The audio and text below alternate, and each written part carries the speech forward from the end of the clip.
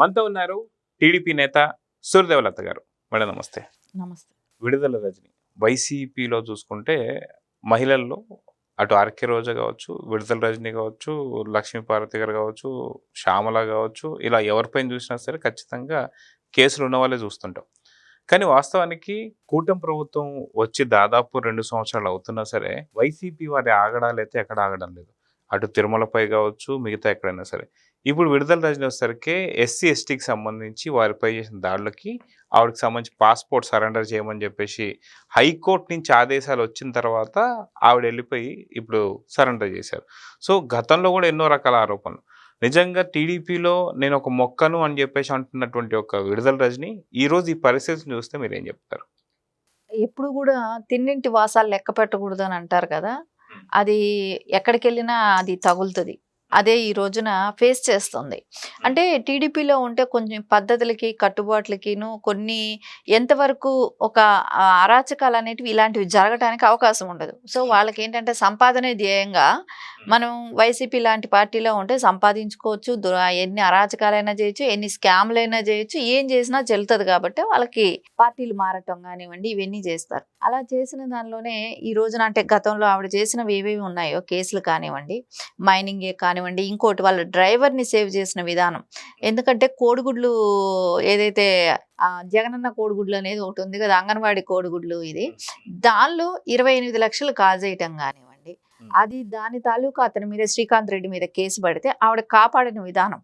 ఆవిడ కారులో కూర్చోపెట్టుకొని పోలీసుల్ని అరెస్ట్ చేయనివ్వకుండా అడ్డం పడి కారు కూడా ఓపెన్ చేయనివ్వకుండా చెక్ చేయనివ్వకుండా ఆవిడ చేసింది. అంటే ఒక్క క్రిమినల్లో ఇప్పుడు ఎవడైనా కేసు పడి ఇదైనాక పోలీసులు అరెస్ట్ చేయడానికి వచ్చారు, అతని మీద క్లియర్ ఎవిడెన్స్ ఉన్నప్పుడు ఒక ముద్దాయిని దాచడం అనేది తప్ప కాదా?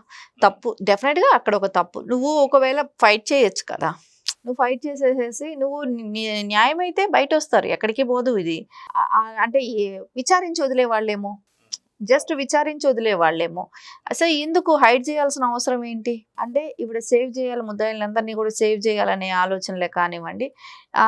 మనం చూసాం బయట వచ్చి మళ్ళా ఎన్ని నీతి వాక్యాలు చెప్పారు. మొన్న ప్రెస్ మీట్ పెట్టి మీ అంతు చూస్తాం, మేము అధికారంలోకి వస్తాం, ఇన్ని రకాల వార్నింగ్లు ఇచ్చారు.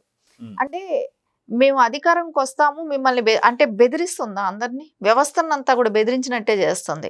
కానీ ఆవిడ ఒక ఎస్సీ క్యాండిడేట్ని నోటుకొచ్చినట్టు దుర్భాషలాడచ్చు, మాట్లాడచ్చు. దాని మీద వాళ్ళు కేసు పెట్టిన తర్వాత అంటే ఎవరైనా సరే ఎస్సీ ఎస్టీ కేసు అనేది కొంచెం స్ట్రాంగ్గానే ఉంటుంది.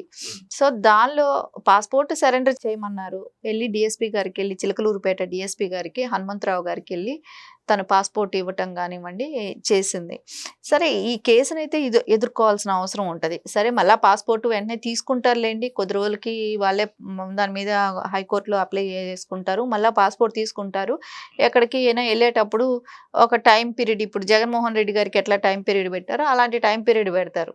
ఎందుకంటే ఒక ఎస్సీ ఎస్టీ కేసుతో దేశం వదిలి ఎట్లాగో పోలేరు కాబట్టి ఒక ప్రొసీజర్ అంటూ చేస్తే కొంచెం టైం పడుతుంది, కానీ అంతకుమించి ఇంకేమీ అవ్వదు. కాకపోతే దీన్ని ఏదో భూతద్దంలో పెట్టి పబ్లిసిటీ చేయటం, ఇంకా రేపొద్దున మళ్ళీ వచ్చి చూసారా నా పాస్పోర్ట్ తీసేసుకున్నారు, నన్ను ఏ రకంగా ఒక మహిళనని చూడకుండా ఇబ్బంది పెట్టారు అని ఇచ్చేస్తుంది. అంటే ఈ పాస్పోర్ట్ తీసుకునే ఒక ప్రక్రియ అయినా కూడా అండి ఒక ప్రాసెసే. దానిలో ఆవిడే ఇప్పుడు మాట్లాడుంటే రేపొద్దున అవి తేలుతాయి. ఎస్సీ ఎస్టీ కేసులు ఆ కేసులు పెట్టినంత మాత్రాన్ని ఆవిడ ఇదేదో కుటుంబ ప్రభుత్వం పెట్టేసింది, నన్ను ఇబ్బంది పెట్టేస్తుంది అని మాట్లాడాల్సినంత అవసరం ఏమితే లేదు. ఇది వాస్తవానికి పార్టీకి సంబంధించి చూసుకుంటే అటు జగన్మోహన్ రెడ్డి గారి దగ్గర నుంచి చాలా మంది మీద కేసులు పెట్టడం, వాళ్ళ పాస్పోర్ట్స్ అన్ని కూడా పోలీస్ స్టేషన్స్లో ఉండడం. వాస్తవానికి అడుసు తొక్కనేలా కాలు కడగనేలా అన్నట్టుగా తప్పులు చేయడం ఎందుకు, దాన్ని మళ్ళీ ఇప్పుడు సరిదిద్దుకునే ప్రయత్నాలు చేయకుండా ఇంకా దాడుల మీద దాడులు చేస్తూనే వస్తున్నారు. వాస్తవం విడుదల రజనీకి సంబంధించి చూసుకుంటే ఒక మహిళ అయి ఉండి ఆవిడ గతంలో చేసిన ఆరోగ్య శాఖకు సంబంధించిన దాంట్లో చాలా రకాల ఆరోపణలు వచ్చాయి, ఎంతో అవినీతి జరిగిందని చెప్పేసి వచ్చింది. సో ఇప్పుడు విడుదల రజనీ గారికి సంబంధించినటువంటి ఒక ఈ కేసు ఏదైతే ఉందో ఏమైనా అరెస్ట్ అయ్యే అవకాశాలు ఎంతవరకు ఉన్నాయంటే ఏం చెప్తారు? అంటే ఎస్సీ ఎస్టీ కేసు మీద అయితే బెయిల్ అయితే తెచ్చుకోవాల్సిందే. ఆ బెయిల్కి సంబంధించిందే ఈ రోజున వాళ్ళు పాస్పోర్ట్ సరెండర్ చేయమని చెప్పింది కూడా. బెయిల్ ఇచ్చేటప్పుడు కొన్ని కండిషన్స్ పెడతారు. సో అమౌంట్ షూరిటీ కింద పెట్టమంటారు. షూరిటీ వాళ్ళ సంతకాలు పెట్టించాలి, ఒక్కొక్కళ్ళతో పూచీకర్తల కింద ఇద్దరిని పెడతారేమో, ఇలాగన్నీ చేసే దానిలోనే ఆ ప్రక్రియలోనే పాస్పోర్ట్ తీసుకున్నారు. సో ఆల్రెడీ ఆవిడకి బెయిల్ వచ్చేసినట్టే కదా, పాస్పోర్ట్ తీసుకొని అవన్నీ సరెండర్ చేసిందంటేనే బెయిల్ వచ్చినట్టే. సో అది ఆ కేసు అనేది ఇంకా ప్రొసీజర్ స్టార్ట్ అవుతుంది, కేసు నడుస్తూ ఉంటుంది. సార్ అవన్నీ నడవటానికి ఇంకా టైం టేకింగ్ కాబట్టి ఈవిడ మినిస్టర్గా ఉన్నప్పుడు దోచుకున్నటివన్నీ కూడా, అంటే మొత్తం కూడా ఆ నియోజకవర్గం అంతా కూడా వసూళ్లు దందా పెట్టడం కానివ్వండి, ఏ హాస్పిటల్స్ ఓపెన్ అయినా కానివ్వండి, అక్కడ ఈవిడ రిబ్బన్ కట్ చేయడానికి వెళ్ళినప్పుడు అంతా కూడా వాళ్ళు ముడుపులు చెల్లించుకోవాలి. ప్రతి హాస్పిటల్ నుంచి, పెద్ద హాస్పిటల్స్ నుంచి ఎవ్రీ మంత్ ఈవిడకి ముడుపులు రావాలి. ఇలాంటివన్నీ కూడా ఈవిడ చేయటం, సజ్జల గారు డైరెక్షన్తో ఈవిడ మీడియా ముందు వచ్చి మాట్లాడాలన్నా, వసూళ్లు చేయాలన్నా మొత్తం సజ్జల గారి డైరెక్షన్ తోనే నడిచింది ఆవిడ రాజకీయం అంతా కూడా. సో ఈ రోజు మొన్న ప్రెస్ మీట్ కూడా మీరు చూడండి, సజ్జల గారు పెట్టమన్నట్టే పెట్టారు, ఆయన ఏం మాట్లాడాడో ఈవిడే అదే మాట్లాడుతుంది.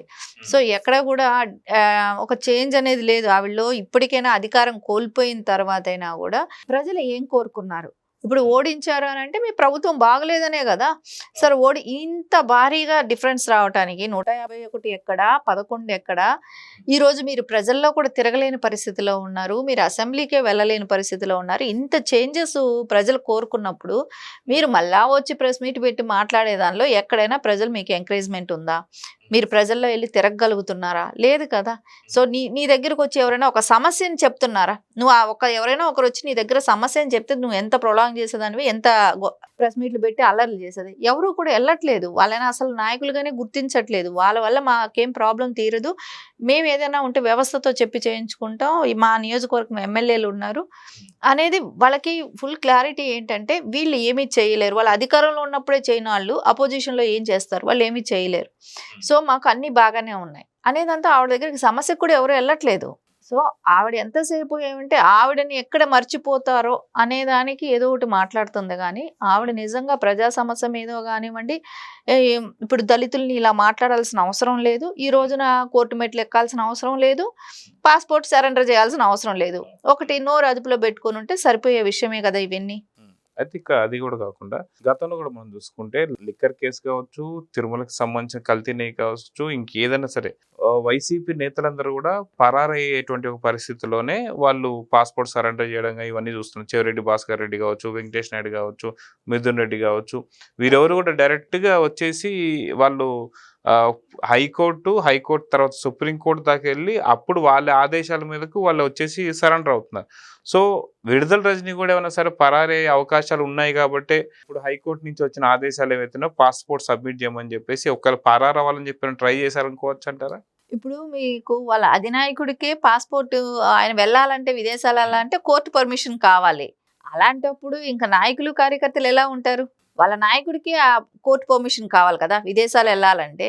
సో అది కూడా 2 వీక్సే టైం ఇస్తారు, ఓ 15 రోజుల్లో వెళ్ళేసి రావాలని ఆంక్షలు పెడతారు. సో అలాంటప్పుడు వీళ్ళు ఇంకెంత విచ్చలవిడిగా చేస్తారు? మా నాయకుడే అలా ఉన్నప్పుడు మమ్మల్ని ఏం క్వశ్చన్ చేస్తాడు అని వీళ్ళు ఇంకా విచ్చలవిడిగా దుర్మార్గాలు చేస్తారు. ఇప్పుడు మీరు చూడండి, వైసీపీ నాయకులు అందరు పాస్పోర్ట్లు కూడా కానివ్వండి, వాళ్ళు ఏదైతే క్రైమ్లో కానివ్వండి, ఏదైనా ఇది లిక్కర్ కేసులో ఇరుక్కున్న వాళ్ళు కానివ్వండి, ఈ స్కాముల్లో ఇరుక్కున్న వాళ్ళు కానీ వీళ్ళందరివి కూడా పాస్పోర్ట్లు అయితే కోర్టు దగ్గరే ఉన్నాయి.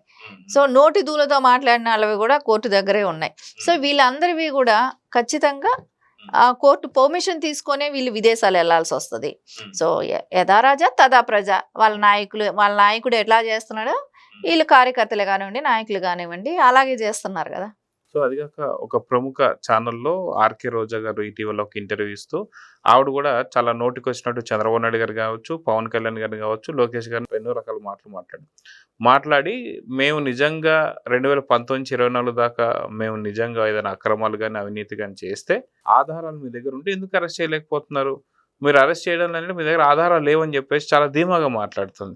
సో విడుదల రజనీకి సంబంధించి మనకి పాస్పోర్ట్ అయితే కలెక్ట్ చేసుకున్నారు. సో ఆర్కే రోజా మీద చర్యలు ఉంటాయా ఉండవంటే ఏం చెప్తారు? ఎందుకంటే ఖచ్చితంగా అందరి మీద కూడా ఉంటాయండి. ఏంటంటే ఇప్పుడు కక్ష తీర్చుకోవటం కాదు బాబు గారు కోరుకునేది, రాష్ట్ర అభివృద్ధి కోరుకుంటున్నారు. కక్ష తీర్చుకోవాలి అని అనుకుంటే వీళ్ళందరూ జైళ్ళల్లో ఉండేవాళ్ళు ఈ పాటికి. సో ఏ ఒక్కరు కూడా బయట తిరిగేవాళ్ళు కాదు. ఆయన ఆలోచన ఏంటండి, ముందు రాష్ట్ర అభివృద్ధి మీదే ఆయన దృష్టి అంతా కూడా. సో ఈ చిల్లర వాళ్ళు ఏం మాట్లాడితే కూడా దాన్ని పట్టించుకొని దాన్ని ప్రొలాంగ్ చేసుకుంటా వెళ్తేనండి అభివృద్ధి అనేది కుంటుపడుతుంది. సో ప్రభుత్వ వ్యవస్థనంతా దేనికోసం వాడాలి, ప్రజల కోసం వాడాలి. సో ఇది ఖచ్చితంగా వీళ్ళు చేసిన స్కాములకైతే కోర్టులకు తిరుగుతారు, రేపు పొద్దున అవి బ్యాక్ తీసుకోవటం జరుగుతుంది. ఇలాంటి ప్రాసెస్ అయితే కంటిన్యూ జరుగుతుంది, కానీ దాన్ని తీసుకెళ్లి జైల్లో ఇప్పటికిప్పుడు పెట్టాలనేది అయితే బాబు గారు కోరుకోరు.